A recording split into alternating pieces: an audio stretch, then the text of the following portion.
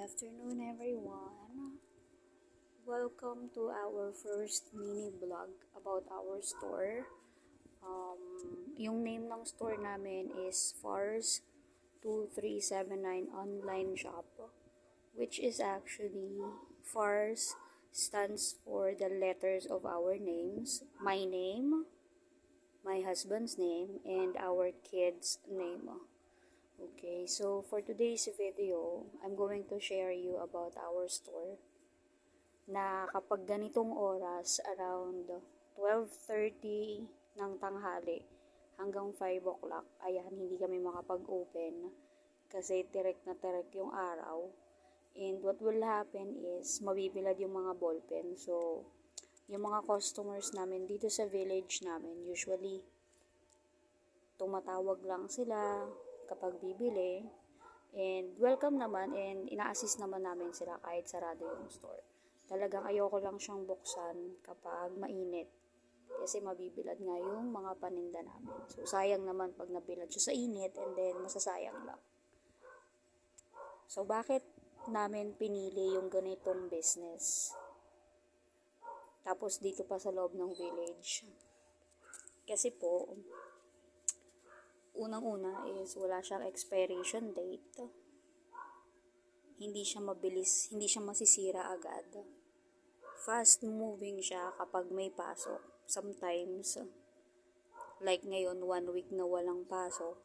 So, hindi ganun kaganda yung sales namin. Pero okay lang, laban lang ng laban. Tsaka marami kasing students dito sa village namin. So, medyo malayo yung bilihan, malayo yung bayan dito or yung palengke dito sa amin. So, para makatipid sila ng pamasahe, ang mahal kasi ng pamasahe sa tricycle dito sa amin, one way lang, 50 pesos na kagad yung sa tricycle. So, makakatipid sila pag dito na lang sila pupunta sa store namin. And then, ano pa ba?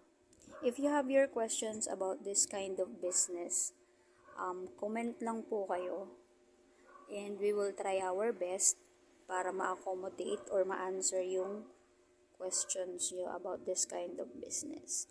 Actually, walang lugi sa ganitong klase ng business kasi nga hindi siya nasisira agad, hindi siya na-expire.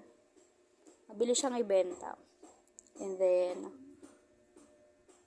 pwede natin siyang tubuan ng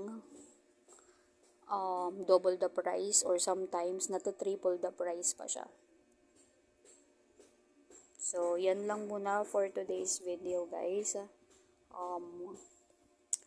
Sa susunod na mga videos namin about our small business, i-share ko sa inyo kung magkano namin siya binibenta, kung saan ko siya binibili, and kung magkano yung tubo namin, magkano yung puhunan.